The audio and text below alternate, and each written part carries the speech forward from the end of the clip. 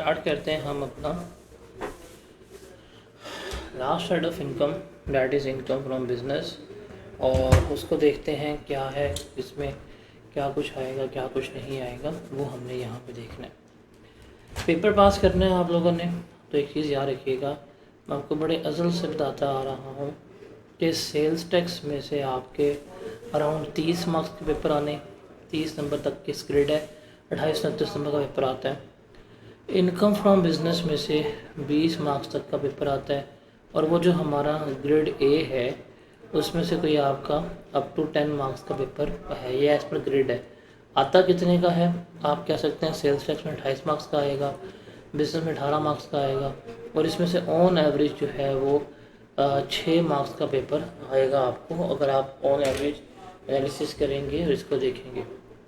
तो ये आपके नंबर बनते हैं गालिबन 50 प्लस 52 मार्क्स बन रहे हैं सिर्फ इन 3 एरिया से। मतलब बाकी सब कुछ जो है वो सेपरेट है हमारा, salary, property, capital gain, other source, rebates, losses, return, assessment, appeal, सारा कुछ जो है वो क्या है, वो हमारा जो है वो यहाँ पे लिखा हुआ है। उसमें से पेपर 48 मार्क्स 50 मार्क्स का आएगा, और ये 3 एरिया ऐसे हैं कि जिसमें से पेपर जो है हमें वो 50 मार्क्स का आ रहा होगा। अब इनिशियल डे से बता रहा हूँ कि पेपर पास करना चाहते हैं तो ये 3 एरियाज़ अपने जो हैं वो सिक्योर कर लीजिएगा। आप कभी भी एग्ज़ामिनर कमेंट्स पढ़ेंगे ना, तो मेजॉरिटी बच्चे जो सफ़र करते हैं, जो स्ट्रगल करते हैं, वो इन 2 एरियाज़ में स्ट्रगल कर रहे होते हैं, जो मोस्ट प्रॉब्लमेटिक एरिया साबित होते हैं बच्चों के पर्सपेक्टिव से। तो बिज़नेस करेंगे, बिज़नेस जो है वो एक इम्पॉर्टेंट एरिया है, और एक ना अवामुन्नास में मिथ मशहूर कर दी गई है कि बिज़नेस जो है वो बड़ा डिफ़िकल्ट है, बिज़नेस जो है वो बड़ा मुश्किल है। सर ना तो बिज़नेस डिफ़िकल्ट है, ना ही बिज़नेस इतना वो है, बस बिज़नेस बड़ा लेंथी है जिसको हमें समझने की ज़रूरत है। आप इसमें से हर चीज़ याद करने वाली थोड़ी नहीं है, इसमें से क्रैमिंग वाली चीज़ें कम है, इसमें से रूल्स याद रखने हैं और उनकी एप्लीकेशन जो है वो हमने देखनी है। अब बिज़नेस को हमने समझना है, जी सर, अब बिज़नेस को हमने समझना है तो बिज़नेस के लिए ना हमें एक चीज़ देखनी पड़ेगी कि एक है हमारे पास अकाउंटिंग रूल्स, एक है हमारे पास अकाउंटिंग रूल्स, और दूसरे हैं मेरे पास टैक्स के रूल्स। अब चूँकि हम इनकम फ्रॉम बिज़नेस चार्ज कर रहे हैं, टैक्स जो है वो हमने कैलकुलेट करना है हमेशा प्रॉफिट के ऊपर, जो हमारा प्रॉफिट आएगा वो हम कैलकुलेट करेंगे। तो अकाउंटेंट जो है वो बेसिकली जो प्रॉफिट एंड लॉस अकाउंट जो है सबसे पहले वो बनाता है। तो हम देखते हैं कि एक बुनियादी जो basic profit and loss account है जो अकाउंटेंट ने बनाया होगा, उसमें क्या कुछ आ रहा होगा। अगर वैसे देखा जाए तो इसमें उसने अपनी सेल्स जो हैं वो डिक्लेयर की होती हैं, इसमें से हमने लेस करवाना होता है कॉस्ट ऑफ सेल्स, और कॉस्ट ऑफ सेल्स की बात करूं तो हमारे पास यहाँ आ जाएगा ओपनिंग स्टॉक जो होगा हमारे पास, इसमें ऐड करेंगे जो हमारी परचेजेस फॉर द ईयर होंगी वो ऐड करेंगे, इसमें से हम लेस करवाएंगे क्लोजिंग स्टॉक, तो मेरे पास क्या होगा, मेरे पास इसकी कॉस्ट ऑफ सेल्स आ जाएगी कि ये मेरी कॉस्ट ऑफ गुड्स सेल्ड है। तो सेल्स में से कॉस्ट ऑफ सेल्स लेस करवाएंगे तो मेरे पास क्या आ रहा होगा, ग्रॉस प्रॉफिट आ रहा होता है। फिर इस ग्रॉस प्रॉफिट में से अकाउंटेंट ने क्या किए होते हैं, अकाउंटेंट ने एक्सपेंसेस जो हैं वो लेस करवाए होते हैं। अब वो एक्सपेंसेस हमारे पास कौन कौन से आते हैं जो अकाउंटेंट ने लेस करवाए होते हैं, वो हमने यहाँ पर देखने हैं। जो अकाउंटेंट ने एक्सपेंसेस लेस करवाए होंगे वो हमने यहाँ पर देखने हैं। अब वो कौन कौन से होंगे, बेसिकली जो उसने सैलरीज पे की होंगी वो लेस करवा देगा, जो उसने रेंट पे किया होगा वो लेस करवा देगा यहाँ से, उसके अलावा अगर कोई उसकी डिप्रिसिएशन वगैरह होगी वो लेस करवा देगा, कोई उसका इम्पेयरमेंट लॉस होगा वो लेस करवा देगा, कोई फ्यूल वगैरह के चार्जेस होंगे वो लेस करवा देगा। उसके बाद जो भी उसका लॉस ऑन डिस्पोजल होगा ये उसने लेस करवाए होंगे। तो ये सारे उसने एक्सपेंसेस वगैरह जो हैं जो भी अवेलेबल होंगे वो उसने लेस करवाए होंगे। तो ये लेस करवाने के बाद उसके पास आ जाएगा जिसे हम कह रहे होंगे प्रॉफिट बिफोर टैक्स। क्या कहलाएगा ये? प्रॉफिट बिफोर टैक्स कहला रहा होगा। अब ये सारा अकाउंटेंट ने क्या किया है, ये सारे का सारा अकाउंटेंट ने कैलकुलेट किया है। वो प्रॉफिट बिफोर टैक्स निकालेगा और इसके ऊपर वो रेट लगाएगा कि जी ये हमारे पास स्लैब रेट है, और वो उस स्लैब रेट को अप्लाई करेगा कि जी ये मेरे पास टैक्स है। और लेस करवाने के बाद कह देगा कि ये मेरे पास आ रहा है प्रॉफिट आफ्टर टैक्स, कि ये टैक्स है। अब ये सारा कुछ किसने किया होगा? ये सारा कुछ जो है वो अकाउंटेंट ने किया है। सारा कुछ किसने किया है? अकाउंटेंट ने किया है। कि ये सारा कैलकुलेशन है, ये सारी एक्सप्लेनेशन है, ये सारा कुछ जो है वो अकाउंटेंट ने कैलकुलेट करके दे दिया है। अब वो जब ये टैक्स पे करने जाएंगे कि जी ये टैक्स हमारा आ रहा है, अब टैक्स लेना किसने है? टैक्स डिपार्टमेंट ने लेना है। वो कहेंगे भाईजान ये आपने टैक्स कैसे कैलकुलेट किया है, हम तो इसको मानते नहीं हैं। वो सिर्फ इनसे एक चीज़ पूछेंगे कि जो आपने ये टैक्स कैलकुलेट किया है, क्या ये जो प्रॉफिट एंड लॉस अकाउंट बनाया है आपने, क्या ये प्रॉफिट एंड लॉस अकाउंट जो है ये आपने एज़ पर टैक्स रूल्स बनाया था? आप कहेंगे जी नहीं, टैक्स रूल्स तो नहीं थे, हमें तो ऐसा सच कुछ नहीं पता टैक्स रूल्स का।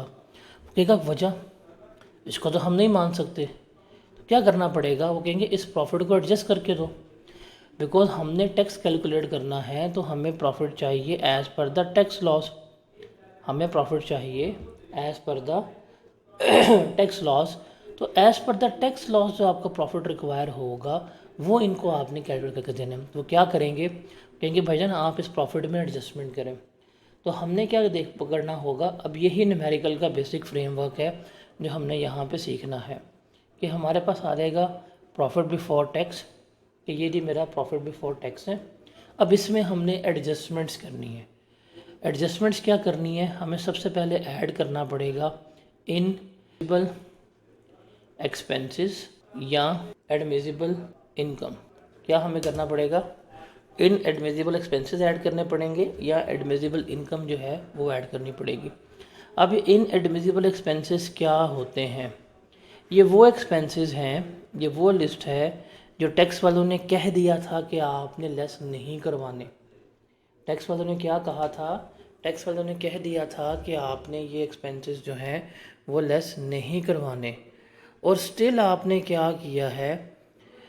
आपने वो लेस करवा दिए हैं। जब टैक्स वालों ने आपको मना किया था कि आपने लेस नहीं करवाने, जैसे फॉर एग्जांपल टैक्स में कहते हैं पेमेंट लॉस लेस नहीं करवाना, डेप्रिसिएशन जो है वो आपकी अकाउंटिंग लेस नहीं होनी, लॉस ऑन डिस्पोजल लेस नहीं होना। ये जब आप प्रॉफिट कैलकुलेट कर रहे थे आपने एक्सपेंस लेस करवा दिए थे, टैक्स वालों ने लेस करने से मना कर दिया, तो आपने लेस किए होंगे, हम इन्हें क्या कर देंगे? ऐड बैक कर देंगे। ये होंगे हमारे इनएडमिसिबल एक्सपेंडिचर्स। उसके बाद हम इसमें से लेस करवाएंगे एडमिसिबल एक्सपेंसेस। एडमिसिबल एक्सपेंसेस क्या होते हैं? बेसिकली एडमिसिबल एक्सपेंसेस वो एक्सपेंसेस हैं जो टैक्स वालों ने कहा था क्या करवा दें, लेस करवा दें, लेकिन अकाउंटेंट भाई साहब ने लेस नहीं किए थे। जैसे टैक्स डेप्रिसिएशन, टैक्स लॉस हो गया, टैक्स अमोर्टाइजेशन वगैरह हो गया। ये टैक्स वालों ने कहा था भाई लेस करवा दो, आपने लेस नहीं किए, तो ये आप क्या करेंगे? लेस करवाएंगे। जब ये लेस करवाएंगे तो आपके पास क्या आ जाएगा? आपके पास एडजस्टेड प्रॉफिट आ जाएगा, जिसे हम क्या कहेंगे? ये मेरी कहलाएगी that is income from business. ये मेरी क्या कहलाएगी? Income from business. फिर इस इनकम के ऊपर जो भी रेलेवेंट रेट होगा वो अप्लाई किया जाएगा, और उसके ऊपर जो भी टैक्स होगा वो हम क्या कर रहे होंगे? कैलकुलेट पे कर रहे होंगे। तो बेसिकली हमने इनकम फ्रॉम बिजनेस में ये चीज़ जो है वो सारी क्या देखनी है? कैलकुलेट करना सीखनी है। जितने भी न्यूमेरिकल्स हैं उन न्यूमेरिकल्स में आपको इस तरह से अकाउंटिंग वाला प्रॉफिट एंड लॉस गिवन होगा। हमने अकाउंटिंग प्रॉफिट को टैक्स प्रॉफिट में कन्वर्ट करना है बाय दीज एडजस्टमेंट्स। तो ये बेसिक फ्रेमवर्क है जो हमने सीखना है।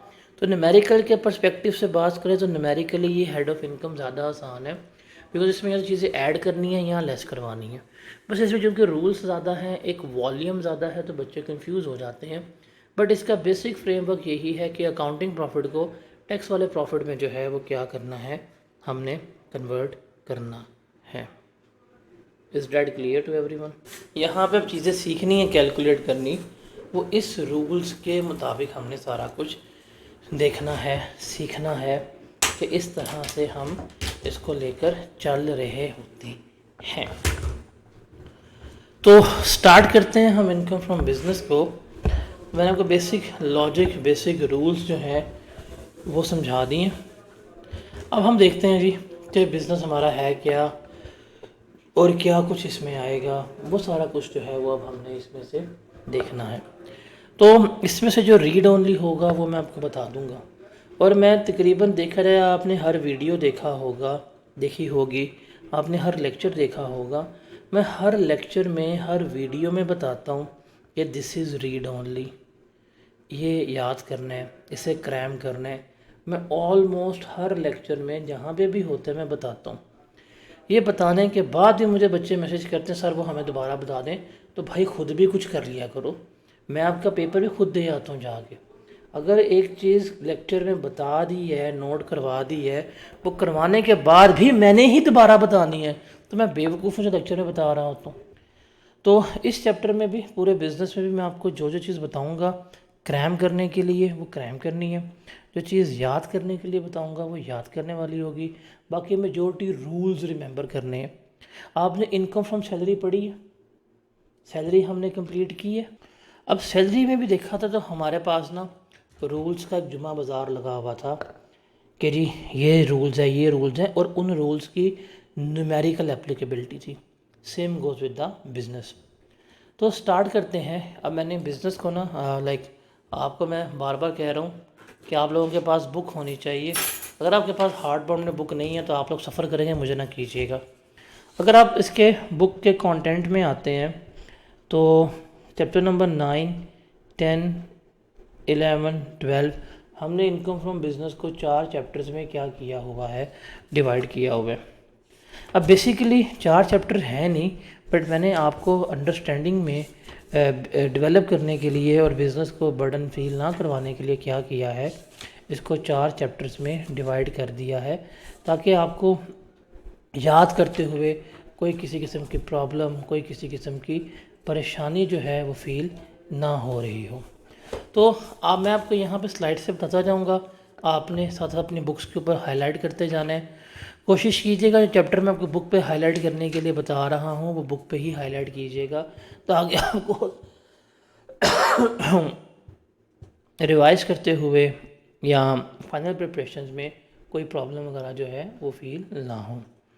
जैसे आप स्टार्ट करेंगे चैप्टर नंबर 9 के ऊपर, तो जो पेज होगा हमारा चैप्टर नंबर 9 का पहला पेज होगा, उसके ऊपर ना पूरे बिज़नेस का एक फ्रेमवर्क दिया हुआ है कि बिज़नेस में क्या कुछ शामिल होगा।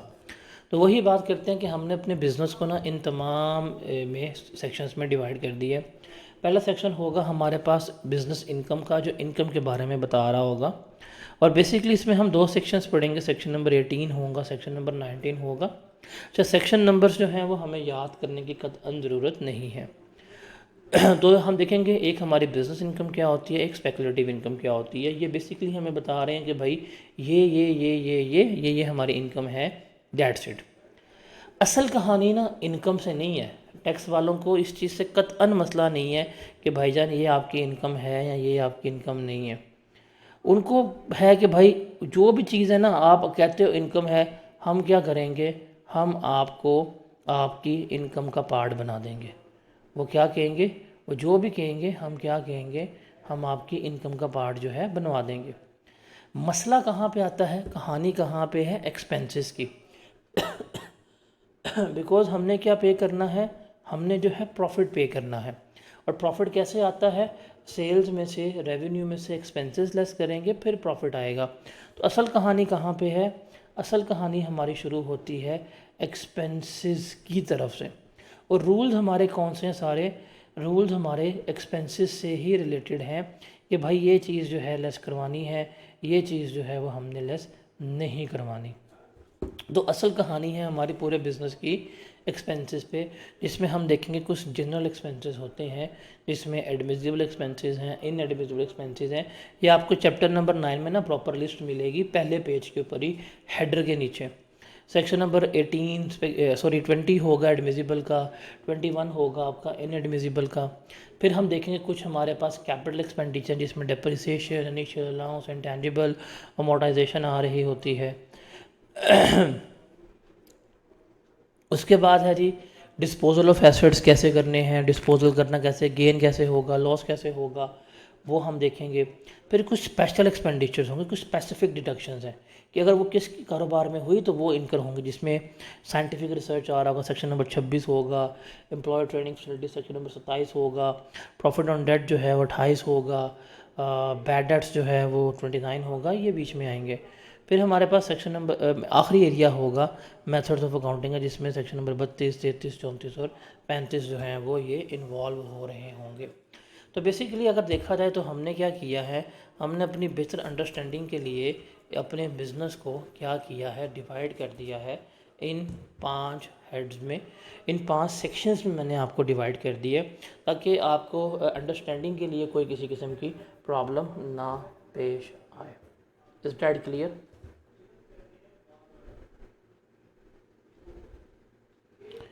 तो अब हम स्टार्ट करते हैं। पहले हम देखेंगे इनकम से रिलेटेड कुछ चीज़ें, फिर हम मूव करेंगे एक्सपेंसेस से रिलेटेड चीज़ों पे। तो हमने पढ़ा था जी हमारे पास 5 हेड्स ऑफ इनकम है बेसिकली। हमने देखा इनकम फ्रॉम सैलरी क्या होती है, बड़ी तफसील में डिस्कशन की थी, सैलरी ये है, कैसे रूल्स हैं, कैसे कैलकुलेट होंगे, सारा आपको बता दिया। प्रॉपर्टी क्या होता है, बड़ी तफसील में डिस्कस की है हमने, प्रॉपर्टी सीखा। कैपिटल गेन हमने सीखा कि क्या है, किस तरह से कैलकुलेट होना है, अदर सोर्स में एफटीआर, सारा कुछ सीखा। अब हमारे पास आखिरी हेड ऑफ इनकम है, that is income from business. इसको हम लेके चलते हैं, इसको देखते हैं। तो सबसे पहले बात करते हैं कि बिज़नेस में क्या कुछ होता है। जो बिज़नेस है, ये बिज़नेस में क्या कुछ शामिल होगा उसको हमने देखते हैं। तो ये बिज़नेस की डेफिनेशन है, that is not need to remember. इसको याद करने की आपको कोई किसी किस्म की ज़रूरत जो है वो नहीं है, ठीक है।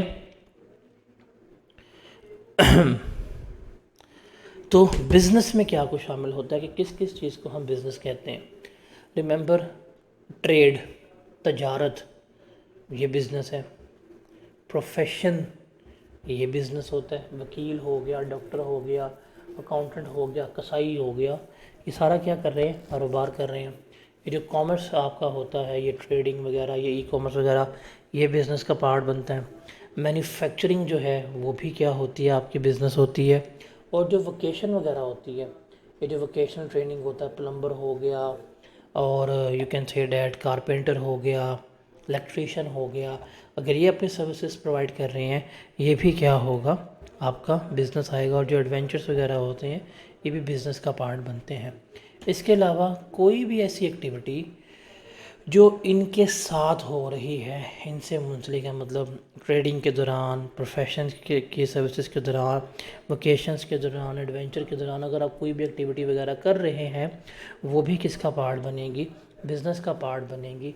बट इसमें एक चीज़ नहीं आएगी, वो है एम्प्लॉयमेंट। नौकरी जो है वो सैलरी का पार्ट बनेगी, नौकरी के अलावा जो है सारा कुछ जो है वो किसका पार्ट बनेगा, बिज़नेस का पार्ट बन रहा होगा। जैसे एक बंदा विजिटिंग टीचर है, उसका काम ही क्या है कि भाई मैं टीचर हूँ, विजिटिंग टीचर हूँ, जाकर पढ़ाता है, पैसे मिलते हैं, बिज़नेस में जाएंगे। एक बंदा फ्रीलांसर है, रजिस्टर्ड है, क्या करेगा, यहाँ रहेगा। एक बंदा दुकान चला रहा है, दराज पर स्टोर चला रहा है, सेल परचेज कर रहा है, यहाँ पे जा रहा होगा, तो बिज़नेस का पार्ट बनेगा। एक प्लम्बर है, काम कर रहा है, बिज़नेस का पार्ट बनेगा। एक कारपेंटर है, उसको सारी सर्विसेज वगैरह प्रोवाइड कर रहा है, किसका पार्ट बनेगा, बिज़नेस का पार्ट बनेगा। एक वेल्डर है, बिज़नेस का पार्ट बनेगा। फॉर एग्ज़ाम्पल आप जो हैं, आपका बिज़नेस जो है, आप गंदम की बोरियां जो हैं वो सेल करते हैं, आपने गंदम का गोदाम बनाया हुआ है, दैट इज़ योर बिज़नेस। लेकिन आप वन ऑफ टाइप काम करते हैं कि आप कहते हैं जी इस साल जो है अच्छा चावल आ गया है, तो आप चावल की बोरियां लेके वो भी एक ही दफ़ा बेच देते हैं। हालांकि आपको चावल बेचना बिज़नेस नहीं है, बट आपने वन ऑफ टाइप किया है, ये भी आपका क्या होगा, बिज़नेस कहलाएगा।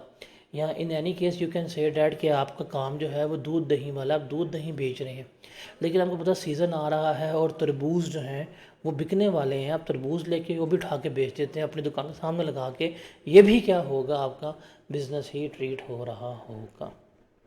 ये पॉइंट क्लियर है।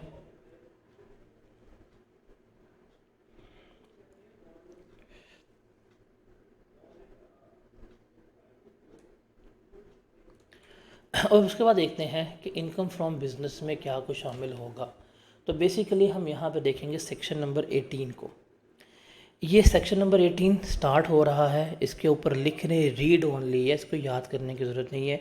सेक्शन नंबर 18 बेसिकली हमें बताता है कि कौन कौन सी चीज़ जो है वो हमारे बिजनेस इनकम का पार्ट जो है वो बननी चाहिए। तो रिमेंबर, ये तमाम चीज़ें जो हैं वो हमारी बिज़नेस का पार्ट बनेगी। पहला है profits and gains of any business carried on by a person at any time in a year. कि अगर आपको कोई प्रॉफिट्स वगैरह मिल रहे हैं, कोई गेन्स मिल रहे हैं, वो आपके बिज़नेस का पार्ट बनेगा। देखें, जो प्रॉफिट होता है वो आपकी हमेशा रेगुलर एक्टिविटी से होता है, और जो गेन्स वगैरह आपको मिल रहे होते हैं वो किस में से होते हैं, आपके सेल ऑफ एसेट्स में से आ रहे होते हैं।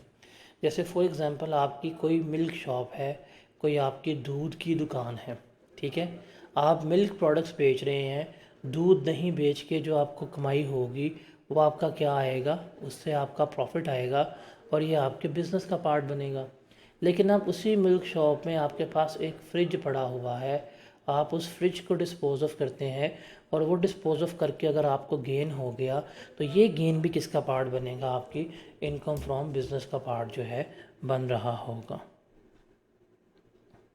Is that clear?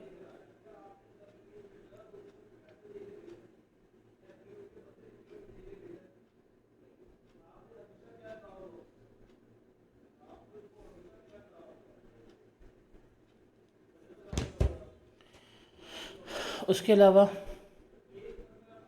कोई भी इनकम जो आप किसी भी ट्रेड से कमा रहे हैं, तजारत से, किसी भी प्रोफेशन से, या इस तरह की एसोसिएशन जिसमें आप गुड्स बेच रहे हैं, आप सर्विसेज वगैरह प्रोवाइड कर रहे हैं अपने मेंबर्स को, वो भी किसका पार्ट बनेगी, वो भी आपकी इनकम का पार्ट बन रही होगी।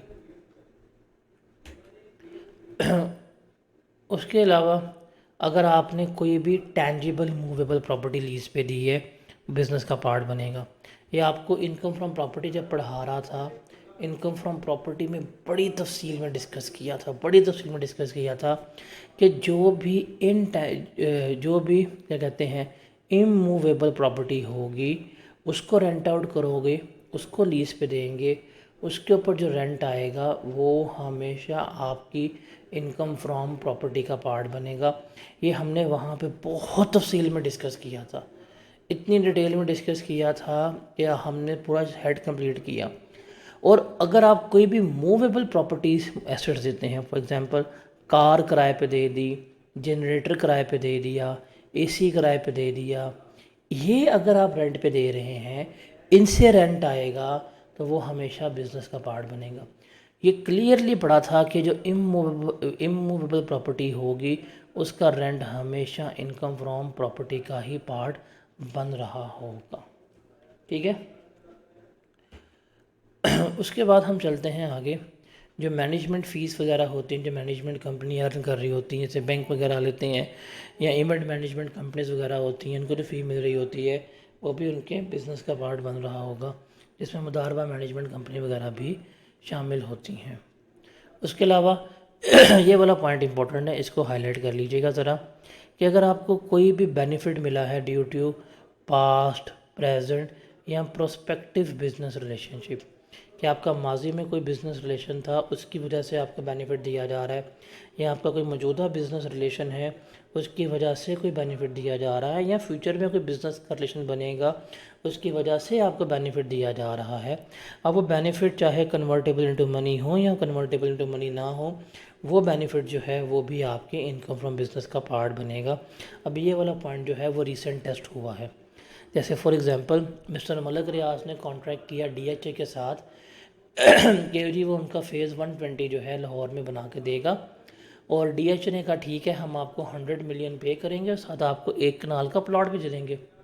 अब जो प्लॉट दिया उसकी फेयर मार्केट वैल्यू जो है 10 मिलियन है, तो मलक रियाज की टोटल इनकम जो है वो 110 मिलियन जो है वो कंसिडर होगी 100 मिलियन कंसिडर नहीं होंगे, बिकॉज इसको बेनिफिट क्यों मिला है, उसको ये बेनिफिट मिला है उसके बिजनेस रिलेशन की वजह से।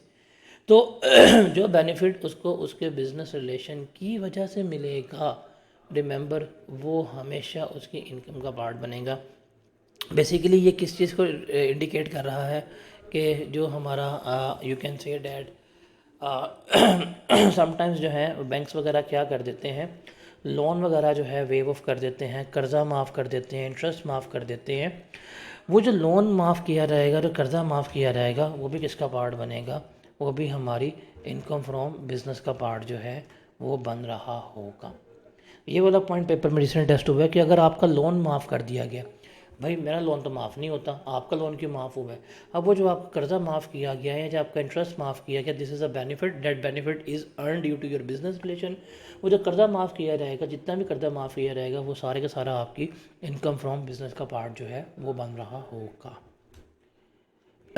तो ये आपका सेक्शन नंबर 18 है, इसको रीड ओनली है, याद करने की ज़रूरत नहीं है।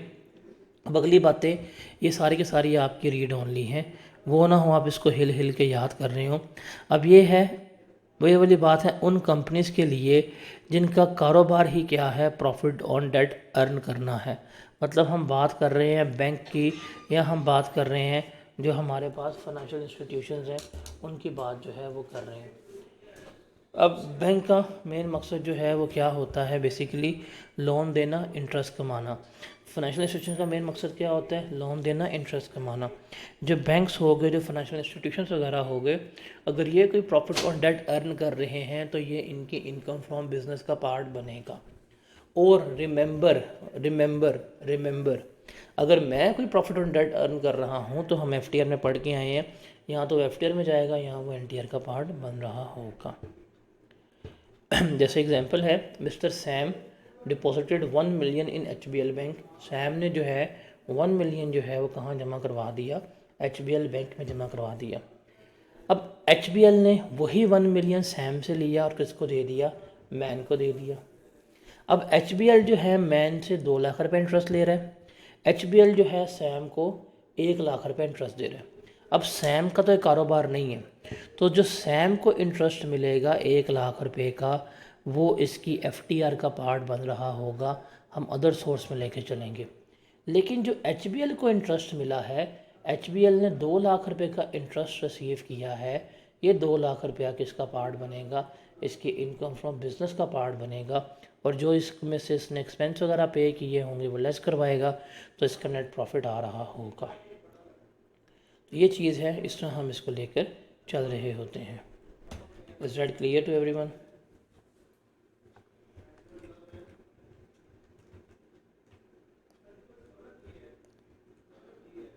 उसके अलावा ये वाला पॉइंट भी जो है आपका, दैट इज़ रीड ओनली, कि अगर कोई भी बैंकिंग कंपनी है या कोई भी नॉन बैंकिंग कंपनी है, अगर वो कोई अमाउंट वगैरह अर्न कर रही है due to a profit on debt, या म्यूचुअल फंड से, या वेंचर कैपिटल से, या प्राइवेट इक्विटी फंड से, तो रिमेंबर ये बैंकिंग कंपनीज़ या नॉन बैंकिंग कंपनीज़ को जो प्रॉफिट मिल रहा होता है, ये भी उसके इनकम फ्रॉम बिजनेस का ही पार्ट जो है वो बन रहा होता है। जैसे कोई एग्जांपल देखते हैं, MCB बैंक एक बैंक है, owned a building in Lahore, उसकी एक लाहौर में बिल्डिंग है, and let out the same building to Khadim enterprises at a annual rating of 500। उसने अपनी प्रॉपर्टी जो है वो रेंट पे दी है खादिम को। अभी जो 500 का रेंट आएगा वो इसकी इनकम फ्रॉम प्रॉपर्टी का पार्ट बनेगा, बिकॉज अगर आप घर वगैरह प्रॉपर्टी वगैरह रेंट आउट करेंगे तो वो हमेशा हमारी इनकम फ्रॉम प्रॉपर्टी का पार्ट जो है वो बन रहा होता है। उसके पास 5 गाड़ियाँ भी हैं जो उसने क्या ली हुई हैं, लीज़ पे ली हुई हैं, और वो उसने दी हैं किसके ऊपर, 200 रुपया रेंट के ऊपर उसने लीज़ आउट की हैं। अब कार है, मूवेबल प्रॉपर्टी है, ये रेंट पे देंगे, इसका रेंट जो है वो इसके इनकम फ्रॉम बिजनेस का पार्ट बनेगा। MCB bank also taken a building on rent, उसने भी बिल्डिंग रेंट पे दी है कराची में ऑफिस पर्पज़ के लिए, और उसने अपर पोर्शन जो है वो रेंट पे दे दी है, दैट इज़ सब लेटिंग। अब सब लेटिंग से जो पैसे मिले हैं 50 रुपये, ये किस में जाएंगे, इसकी इनकम फ्रॉम अदर सोर्स में जा रहे होंगे। तो आपको पता होना चाहिए, हम ये रूल क्लियरली पढ़ के आ चुके हुए हैं कि प्रॉपर्टी रेंट आउट करेंगे इनकम फ्रॉम प्रॉपर्टी, सबलेट करोगे अदर सोर्स, अगर कोई मूवेबल एसेट्स रेंट आउट करोगे तो वो हमारे इनकम फ्रॉम बिजनेस का पार्ट जो है बन रहे होंगे।